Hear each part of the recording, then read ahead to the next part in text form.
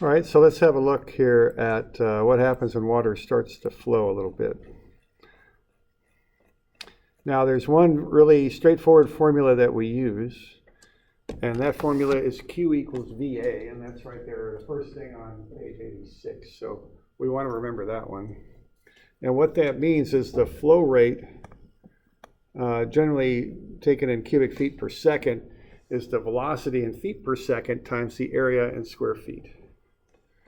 Okay. So let's say we've got a square channel that's a foot by a foot, and the velocity of the fluid in there is 1 foot per second. And let's, instead of water, let's make it like Jello or something that kind of sticks together. Every second, what's going to happen is a foot is going to come out of that channel. That's going to happen every second. So we have the dimensions on the channel of 1 foot, and every second a foot will come out. That gets you a cubic foot in 1 second. So that's Q equals VA. If you want the flow rate in cubic feet per second, you take the velocity times the area. Right.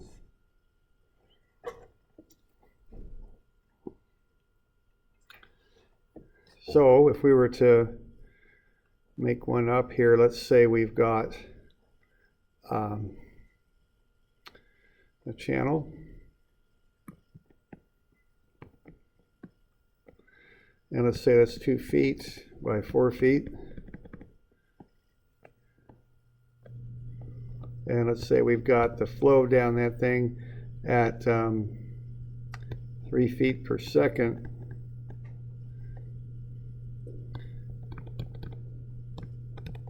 What's the flow rate coming out of that thing?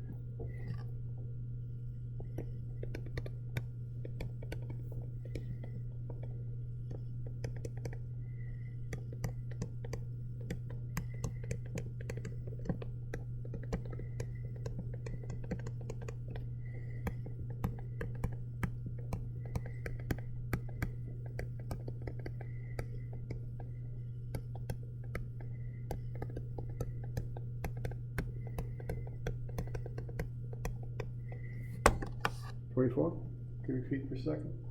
Okay. Find the area multiplied by the velocity. That's about it, okay? Going okay with that?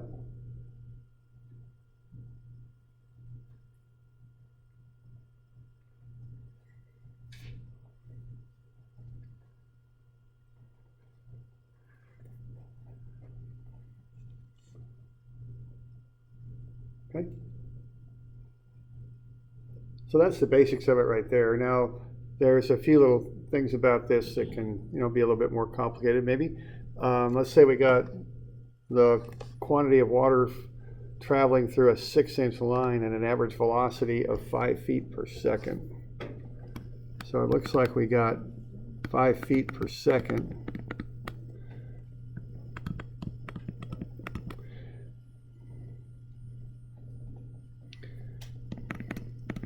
And the wording on that could be maybe a little better. I think what we want to do is find the flow rate, okay? Okay. Now, when you say a 6-inch line, what does that mean?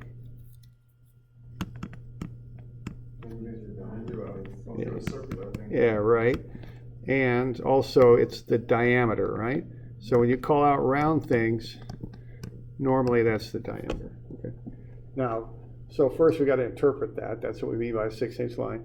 The other thing is we got to watch our units here, don't we? Okay, and you always got to watch units on this stuff. That's really one advantage of the metric system is it's not as critical to have to do that. But in this country, we've got all these kind of crazy units, which you could say are good or bad. I don't know, but so I think the foot was standardized on some English king's foot, if I'm not mistaken. 12 inches to a foot and all that kind of stuff. So it's a little bit of an odd system.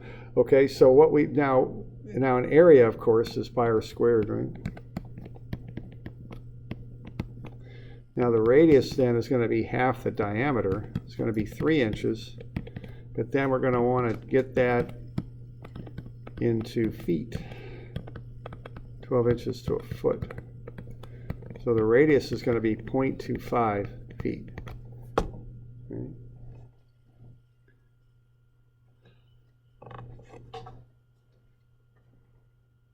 So now you want to find the area and multiply it by the velocity.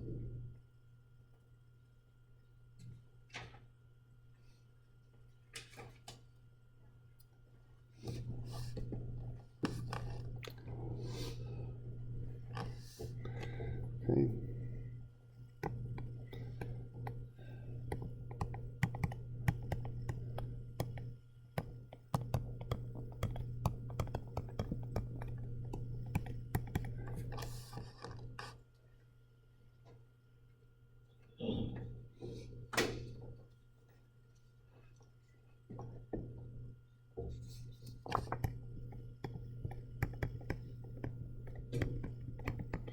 So 0.196 for the area. Factor that up by 10. You're going to be a little bit short of 1 cubic foot per second. Good. Okay. So Q is VA. So the flow rate is the velocity, which is 5 feet per second, times the area. And that will get you the flow rate and just a little bit below 1 cubic feet per second. Now, just so you know, a common way of writing that out is CFS. Okay. So that's one common way of writing out flow rates. Now, that's typically used for channels and stuff like that. Unfortunately, for flow rates, we got a lot of different ways of measuring them, don't we? I mean, if you're talking about open channels, like a ditch by the side of the road, you typically use CFS, cubic feet per second, or a river or something like that. It's cubic feet per second.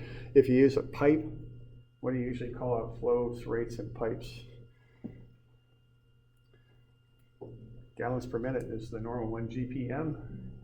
And then how about a plant, a water plant? MGD, yeah. So there's like 3 different ways of doing it. They're all the same thing. They're a flow rate, but they're just expressed differently, and you have to convert the units, which, you know, can be a little bit of a problem. But realize they're all the same thing, just different conventions. You know, it has to do with, you know, like City of Albany, I don't know, what water plant, 15 MGD, something like that. I don't know what they're running on that. I don't know. Yeah. But you know, they make the range of units, so they're kind of convenient. If you express the flow rate through the Albany water plant in gallons per minute, it would just be huge, right? So you know, they kind of pick the units so you have reasonable numbers to work with. Is kind of the idea. Okay. All right, now, so that's one thing there. Now, so that's the basic flow rate. I'm not quite sure where Q comes from. It might be quantity or something. I'm not quite sure why they use Q. Obviously, V and A are pretty straightforward, but I'm not sure about Q. Now, if you want a velocity, and if you know a flow rate, you can back into that, take the flow rate over the area, and you can get the velocity, okay? And one big thing on this is just be sure that the units match, you know? Just that's something you want to pay attention to.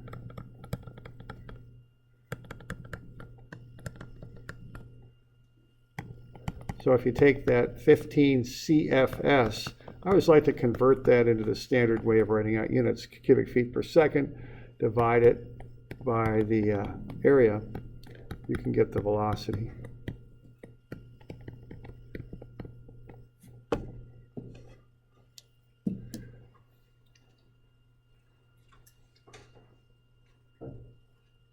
So you can rearrange that formula to do that. And it's kind of, you know, it's just a 3-part algebraic formula, so it can be rearranged.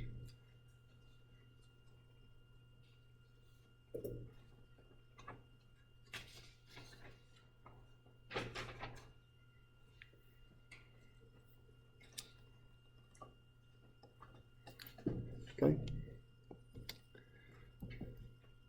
So, you doing all right? All right, now that's the basics of it. Now there's lots of variations. First one is just an idea that kind of has a fancy name, but it's pretty straightforward, really. It's called continuity of flow. And what that means is if the pipe is full, or even if like a process tank in a water plant or a wastewater plant is full, whatever flow you put into the tank at one end will come out at the other if the tank or pipe is full. So it's not rocket science. I mean, it's kind of got a fancy title and all that, continuity of flow, but all it means is whatever you put in comes out if the object's full, the pipe or the tank or whatever it is. Now you can use that to analyze velocity, so, and you can do things with that. Okay, so let's say we've got a pipe here, and let's make this a little bit more realistic. Let's say let's make this 4 inches and 1 inch. Let's not get too. That would be a pretty big pipe there, I think. So we'll go 4 inches and 1 inch, and let's figure out if we know we're putting 2 feet per second into this nozzle, what's coming out the other side. Okay, so instead of 4 feet and 1 foot, let's go inches. So 4 inches and 1 inch. All right, now when I do this, what I look ahead and see is that I'm going to have to get some areas. So generally, rather than calculating those in the middle, I just go ahead and notice that and go ahead and figure them up. Okay, so I've got diameters there, so I want to get the radius so I can find these areas. So this radius will be 2 inches. This radius will be 0.5 inches. And then I can find the area by taking pi times the radius squared.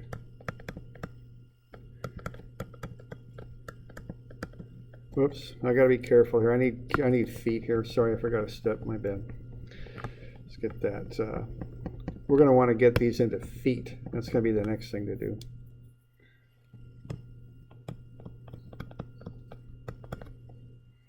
So 2 inches, you're gonna divide it by 12 basically to get it into feet. So that'll be 0.167 feet.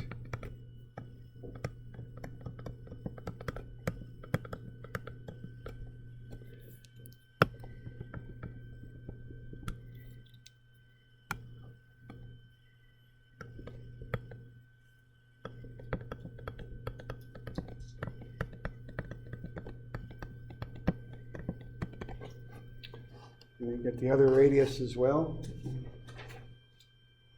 And that'll be 0.0147. 0417, I'm sorry, 0.0417 feet. And once you've got that, you can find the areas. Pi r squared.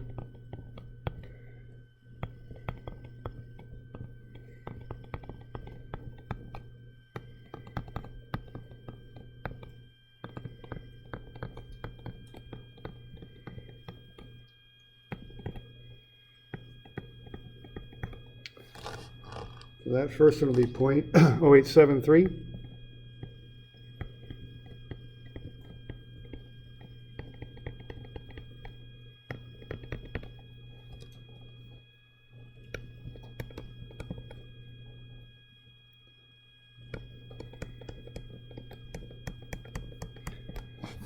Okay, a fair amount of work goes into getting those areas, but there they are.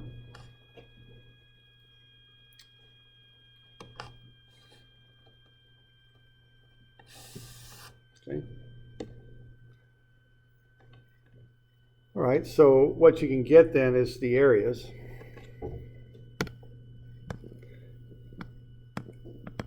Now, to figure this thing out, if we want to know what the velocity is coming out the backside of that nozzle, what the key thing is the flow rate. So what we're going to do here on this side is we're going to take Q equals VA, and that's going to be that 2 feet per second times the area.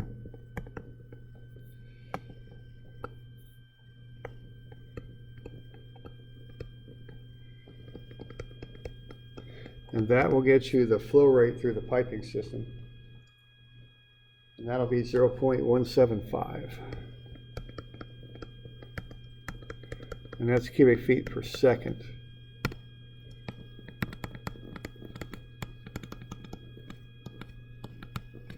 Okay.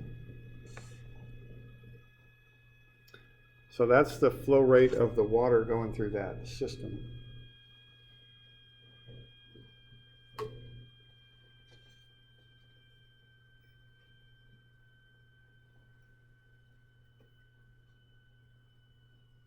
Okay. And now we've got that flow rate, that's Q. We can find the velocity on the backside by taking Q over A. And that will get us the velocity coming out. So that'll be the last little step on this thing. Okay.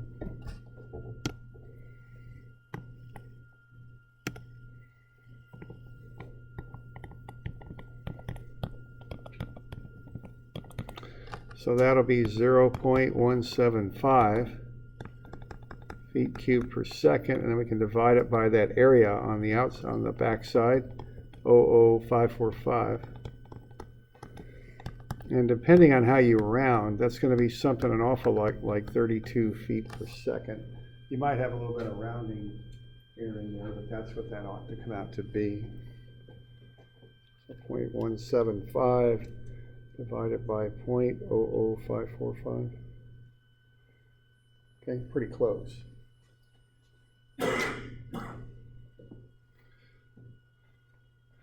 So the deal on this is you've got a certain amount of flow going through that system.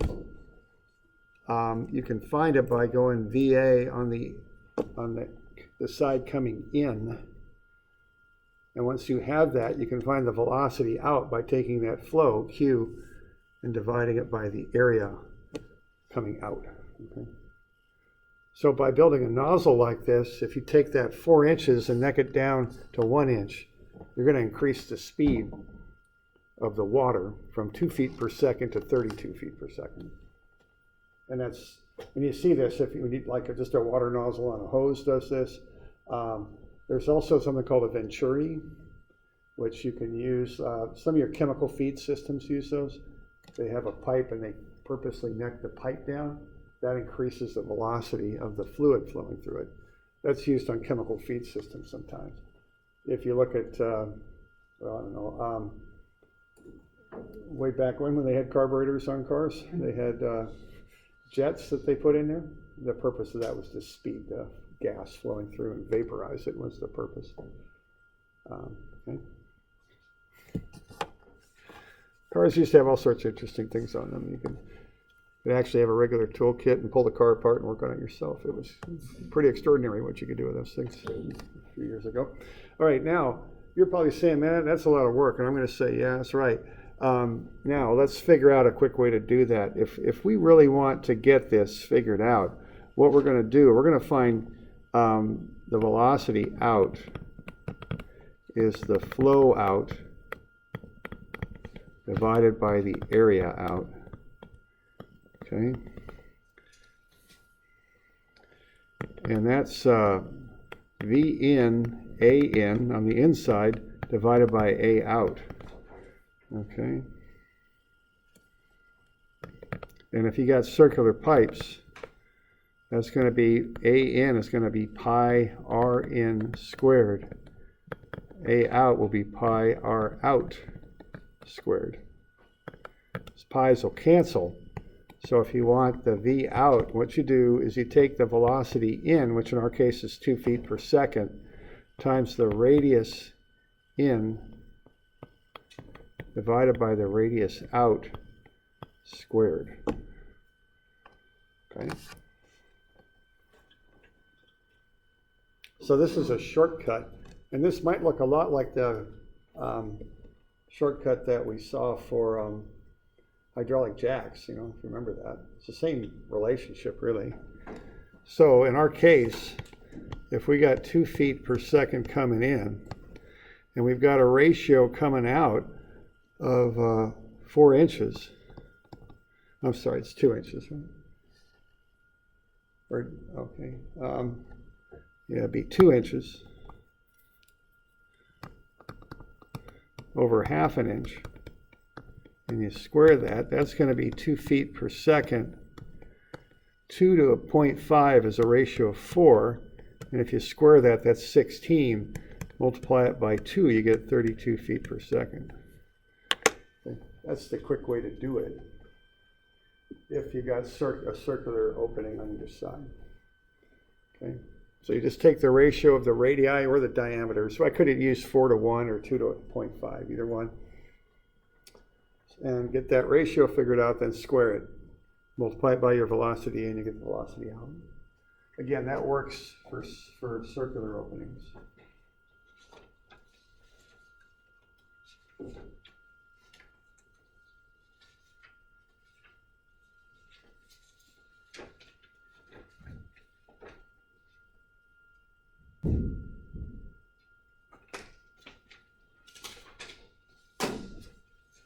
All right, so are we doing okay with that?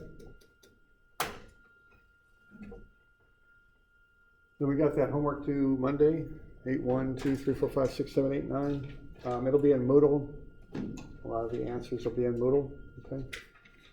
All right. And then we got a test coming up a week from Monday. Not Monday, but a week from Monday.